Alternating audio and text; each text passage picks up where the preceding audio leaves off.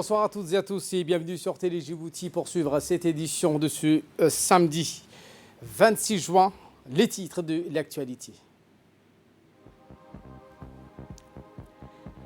Remise de décoration à l'endroit de 6 policiers qui s'y sont donc illustrés de par leur bravoure, abnégation et leur sens du travail. Et voilà qui nous ramène de parler de cette réunion avec les partenaires techniques et financiers, réunion des ministres de l'économie et des finances des pays de la Corne de l'Afrique, dirigée par le ministre djiboutien. Et dans l'actualité internationale, cluster géant masque variant Delta, l'épidémie Covid-19 se manifeste en Europe. Voilà pour les titres. Merci si vous nous rejoignez sur Télé Djibouti. Les messages de félicitations émanant de la part des chefs d'État et de gouvernement des pays frères et amis et formant tous à l'occasion de notre fête d'indépendance nationale. Succès et réussite au chef de l'État, Ismaël Marguilé, ainsi que davantage de progrès, de développement, de prospérité au peuple djiboutien continue d'affluer ces jours-ci à la présidence de la République. En effet, le président de la Fédération de la Russie, Vladimir Poutine, fait partie d'un lot récent de dirigeants qui ont transmis un télégramme de félicitations au chef de l'État. Le roi du Royaume d'Arabie Saoudite et gardien de 2 lieux saints, Sa Majesté Salman Ben Abdelaziz Al Saoud, dans le contexte actuel de célébration de notre fête d'indépendance nationale, fait parvenir un télégramme de félicitations au président Guelleh. Dans son message, le roi Salman a formé le vœu de succès et de réussite au chef de l'État ainsi que davantage de progrès, de développement et de prospérité au peuple djiboutien. A noter qu'un message similaire a été envoyé par l'héritier du trône du Royaume d'Arabie Saoudite, son Altesse royale Mohammed Ben Salman Ben Abdelaziz, au chef de l'État, Ismaël Marguilé. Je vous le disais en titre, le ministre de l'Intérieur, Saïd Nouh Hassan, a présidé ce matin une cérémonie de remise de grade à l'échelon supérieur. C'était donc à l'endroit de 6 policiers. Une cérémonie qui s'est tenue à la direction générale de la police nationale et a vu la participation du chef d'état-major général des armées, le général du corps d'armée, Zakaria Cheikh Ibrahim, ainsi que le directeur général de la police nationale, le colonel Abdillahi Abdi Farah.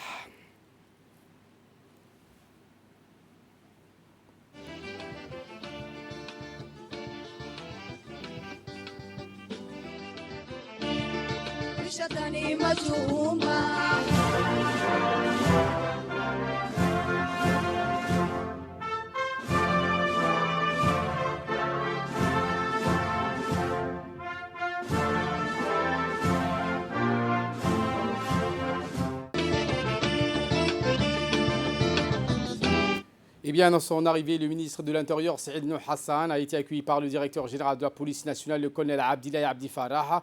Le ministre de l'Intérieur, accompagné du général du corps d'armée, Zakaria Cheikh Ibrahim, ont procédé donc à la remise de grade à l'échelon supérieur. Durant une durée de 6 mois, ces hommes ont fait preuve de bravoure et d'abnégation pour assurer la sécurité de notre pays. Ces hommes issus des rangs de la compagnie FPU Somalie n'ont ménagé aucun effort pour faire reculer les malfaiteurs qui voulaient déstabiliser notre pays. Au péril de leur vie, ils ont vaillamment défendu les valeurs qui sont chères à la République du Djibouti, en l'occurrence l'unité nationale.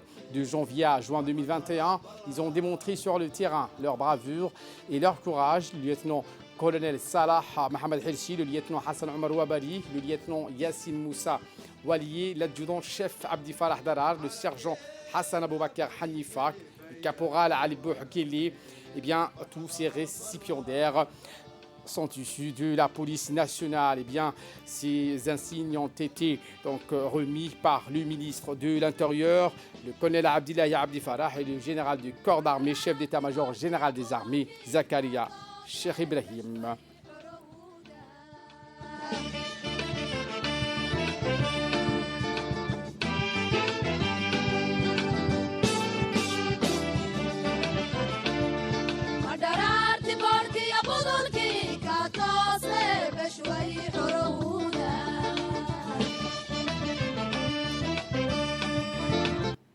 Dans le cadre de la célébration du 44e anniversaire de l'indépendance de notre pays, la municipalité a entrepris un certain nombre d'activités commémoratives. Outre les soirées culturelles un peu partout dans la capitale, l'exposition des photos relatant le cheminement vers l'indépendance de notre pays.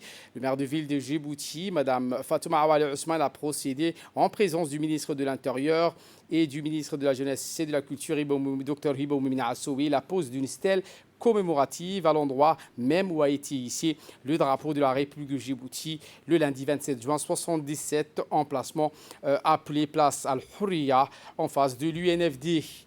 Une journée riche en événements et surtout en émotions qui a vu la participation de nombreuses personnalités chargées d'histoire de notre pays et qui avaient donc assisté cette soirée du 27 juin 1977 tour à tour et surtout que dans les 3 langues nationales, chacun donc a raconté dans les mentions cette soirée historique du 27 juin. Eh bien, ont assisté à cette même journée des artistes djiboutiens qui ont eux aussi donc raconté leur part de l'histoire quant à la lutte de l'indépendance de notre pays.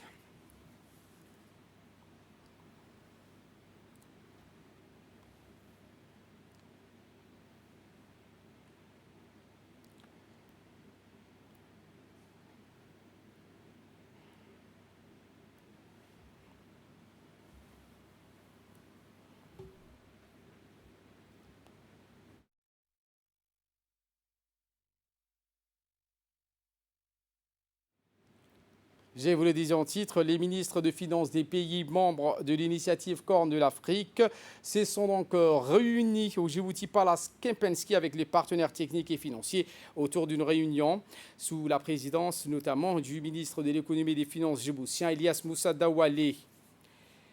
Eh bien, ils ont discuté des moyens de trouver des sources de financement pour fournir les quelques 15 milliards de dollars nécessaires au renforcement de la coopération et un partenariat régional.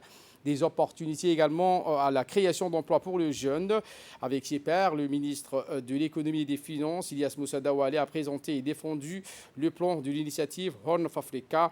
Les ministres ont tour à tour donc présenté une bonne moisson d'engagement de la part du partenaire technique et financier. Dans leurs différentes allocutions respectives, le directeur général du ministère de l'économie et des finances, M. Souleymane Cheikh Omar, a mis en exergue que la stabilité et la prospérité de la sous-région vont de pair.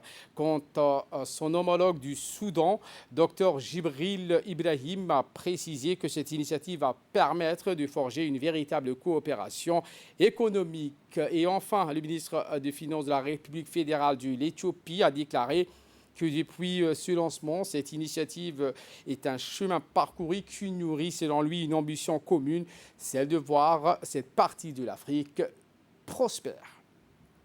Le ministre de l'économie et des finances, Elias Moussa Dawale, a dans son allocution déclaré qu'au-delà de cette ambition socio-économique, le peuple de la Corne de l'Afrique est un seul peuple et c'est grâce à ce désir que nous voulons bâtir une entité régionale et un État d'intégration politique et économique qui aura un impact positif sur la Corne de l'Afrique. Je vous emmène à Tadjoura où dans le cadre de la célébration de la semaine du 44e anniversaire de l'indépendance, les CDC de Tadjoura Ville a célébré un événement comme tous les CDC des régions et ceux de la capitale. Eh bien, Dr Hibo Moumina Assoui, ministre de la Jeunesse et de la Culture, a assisté à cet événement de grande ampleur. Les grandes stars comme Awale Adan, Fatouma Haroun Helem et Ahmed Sankor, ainsi que les artistes locaux, ont vibré avec les responsables. Les officiels de la soirée se sont succédés au podium pour exprimer les joies et surtout rendre un hommage. Écoutons pour plus de précision, Dr Hibo Moumina Assoui. Dans la région de Tadjoura. Puisque le CDC, c'est là où se rencontrent les acteurs du quartier ou le riverain, les proches riverains. Et donc c'est une manière de répondre à des paramètres auxquels tient énormément le président de la République, donc qui est la proximité et l'inclusivité. Donc il faut que pour servir nos concitoyens, on puisse aller à leur rencontre. Donc je pense qu'on le fait en plus dans la joie et le plaisir. Et donc, ça fait un mois que je suis à la tête de ce ministère, qui est un ministère dédié à la jeunesse, mais aussi à la culture.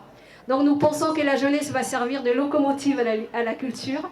Et donc, je connais un peu Tadjoura, donc je viens régulièrement. Et en effet, c'est la ville aussi de la poésie. et la parole. Elle est un peu rimbaldienne quelque part. Et donc elle inspire énormément les écrivains, mais aussi les artistes en général. Et donc dans les orientations politiques de ce ministère, il est très important que le CDC soit les plaques tournantes de toutes les activités du ministère. Donc vraiment c'est très important, puisque ici au cœur des régions, mais aussi au cœur de quartiers dans la capitale, nous avons un grand pourcentage de jeunes auxquels il faut rendre service, que ce soit au niveau de la santé, au niveau de l'éducation, au niveau de l'insertion professionnelle et économique. Donc c'est être vraiment le centre névralgique des programmes d'action du ministère, que ce soit au niveau de la jeunesse et de la culture. Et donc c'est très important. On sait que la question de l'insertion professionnelle est importante, mais elle se fera aussi au niveau de CDC. Ça a déjà commencé avec les antennes d'ANEFIP. Donc voilà, donc ce soir c'est la fête, donc nous célébrons notre indépendance nationale, mais aussi nous rendons hommage aux martyrs qui ont lutté pour notre liberté, pour notre souveraineté. Donc grand merci à l'accueil chaleureux, grand merci à Tadjoura, donc la Blanche. J'ai toujours écrit d'ailleurs sur l'accueil et l'hospitalité légendaire du Nord. J'en ai vraiment beaucoup profité. Le ministre de la Santé, Dr Ahmed Roble Abdili, porte à la connaissance du public et tous les sites de prélèvement et de vaccination contre la pandémie du Covid-19 seront ouverts tout au long des jours fériés.